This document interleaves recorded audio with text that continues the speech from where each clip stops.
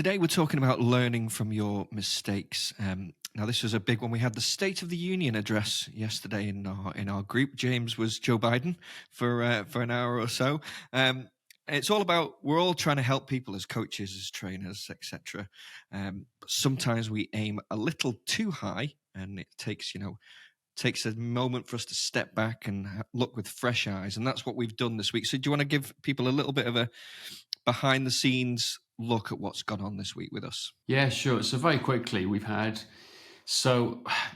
working very closely with loads of clients behind the scenes, helping them grow their business. And that's by using websites, SEO, which is search engine optimization, and helping them rank higher to be found more likely on Google, because we feel that is the best place to be found to get new clients and leads coming into your business today, particularly if you rank number one. So we've been working really hard to help these guys get to this level. Now, my biggest flaw is sometimes I jump 10 steps ahead of everybody else. I'm thinking 5, 6, 7, 8 steps, whether it's in business, other things, other ideas in life, and I kind of leave people behind sometimes. So what I've done is, with a lot of our clients recently, is I pitched ideas to help them rank higher that they're not ready to do. Not ready to do, not because they're not capable of doing it, because they haven't got the systems and infrastructure in place. So we're trying to help them grow their business, get to number one on Google, but we realize there's things we haven't got in place for them, such as their CRM system, their content relationship management system in place, and they don't know how to use it properly. So essentially, we've given them a Ferrari with their website and the tools to use it, but we haven't taught them to drive. And that's the biggest takeaway in the last few weeks. And it's something we do all the time. We have to be mindful as coaches, as business coaches, as technicians, that we've got to keep people going and develop them at their pace that feels natural to them. And we can relate this so much to the fitness industry as well. It's like, think back into your clients. Josh, how many clients have we got that don't even know what a vegetable is, let alone how to cook one or something like that, Yeah, exactly. Yeah, no, I was just saying before, sometimes I put workouts on True Coach and I'll do an explanation of videos, and I think that's clear. They'll know exactly what they're doing. And then they'll come back to me and say like, oh, hang on, am I doing this right? Have I got this wrong? They won't understand. It's because, again, I think sometimes, not on purpose, that they know what I know and they don't. I was just going to say, training analogy, it's like we've tried to teach people to Olympic snatch without even teaching them the hinge. You know what I mean? Something along those lines. Yeah, it's exactly that. And here's the thing is, I think it's really important for any businesses to be transparent and honest with people, and to go and hold your hand up and go, hey, we made a mistake. We're so sorry. And that's what we're doing. But to be able to hold your hand up and say, hey, we made a mistake, you've got to be actively listening in the first place. So we've been helping them try and develop what we call lead magnets behind the scenes. And I think maybe one or two out of our whole client list were able to get done, where the rest didn't even get off the ground, because there was a lack of understanding of why it was important, what was needed, and the tools to implement it. And they didn't have the infrastructure to help them do that. So by listening, watching, and then getting feedback from people, we've gone, right, we're going to change this up. So we're making sweeping changes in how we deliver and help them, and also in how we deliver our services in the company as well.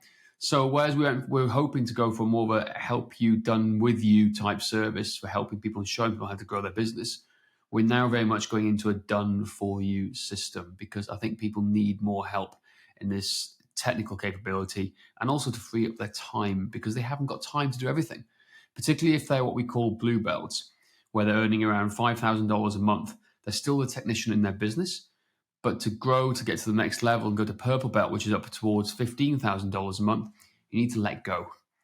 Isn't that right, Andrew? Absolutely. And you mentioned the lead magnets, and that's what I've been working with our black belt elite crew, who are at our silver level package, where we understood the benefits of having something of value. We call them lead magnets, that somebody, a prospect, can leave their email address and their name in exchange for receiving this lead magnet. And we determined as a group that it would make sense that we go through as a cohort, helping each of the Black Belt Elite members build out. We'll take them step by step each week on the elements to put into play. But the mistake I think I made, because we're talking about mistakes here, is that I forgot curse of knowledge again, that I've been involved in fitness marketing since 2006. So a lot of the items are fairly easy to me and, second nature. Whereas for our client base, they're the technicians, they're working with clients early morning. They might have a break or two to do their own things and then back to on that split shift later on in the day. So finding time to invest into putting a lead magnet into play is challenging when they've not done that before. And so I dropped the ball there on that side. And we were having, as the group, my hope was that we would move through at a similar pace, but of course everybody moves at different speeds. So there was overwhelm, there was frustration for those that weren't getting it, and that's where we needed to take that step back, understand the issues through conversations with the clients, which was fantastic, that we got a better picture of what solutions we need to provide and the help and support we need to give everyone so that they can get those elements done and get a good marketing framework in place. I think the other thing we've realized as well is from those cohort calls is the importance now in today's society of video courses, bite-sized video courses, because life gets in the way. So it's about whether you're an expert and done this stuff before. It's about checking these things off to make sure you've done the basic white belt stuff. So you're practicing the white belt stuff to get ready for the black belt stuff.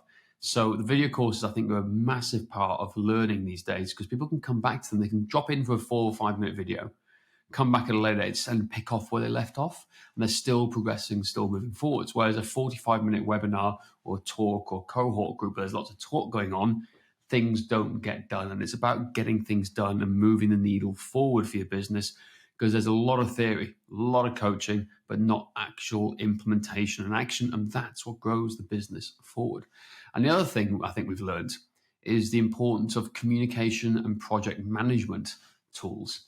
So what I know for a fact is I am getting messages from WhatsApp to school to email to customer service emails, and I'm getting lost with everything going on with what we're trying to do and build. So therefore, things are getting lost. I can't move certain things forward. I can't find certain things. So it delays the whole thing. And then there's a communication breakdown between both parties. So what we've realized now is we need one specific channel designated to getting work done, which will probably be Slack as we develop it and move it forwards. But also, people need to know where they are on their project timeline. Now, you can relate this also to your clients too. Where are they on their learning curve? So for us, a lot of the clients don't understand how much goes into building a website, particularly the spec we're trying to create for them. And that's okay because they've never had to do it. They're not quite sure. I wouldn't really know either. I just think, hey, get it done, get it out there. But there's a lot of moving parts to it. And what we're trying to do is now be more honest and transparent. Go, these are the processes, these are the steps we are taking, so they know exactly where they are on the timeline and potentially have deadlines for each of them too. So that's the other takeaway is project management, but we can also apply this to our clients. We can go now to our clients and think, Josh, we need to look at this as well for our clients. If they want to lose weight by a certain time, where are they on that timeline? How far are they getting there? What do we hold? How are we holding them accountable? How are we holding ourselves accountable too? So just food for thought. Absolutely. It's all about, as you say, learning from our mistakes and, taking a step back, not being afraid to say I was wrong. So there we go, guys. That's the lesson for this week. Learn from your mistakes. Look with fresh eyes. Listen to your clients. Accept feedback. And then you can all move forward and be in a better place. That is it for today. Please don't forget to rate, review, and subscribe. And if you want help getting more clients or patients, then booking your free 15-minute strategy call with us by going to strengthmatters.com/strategy.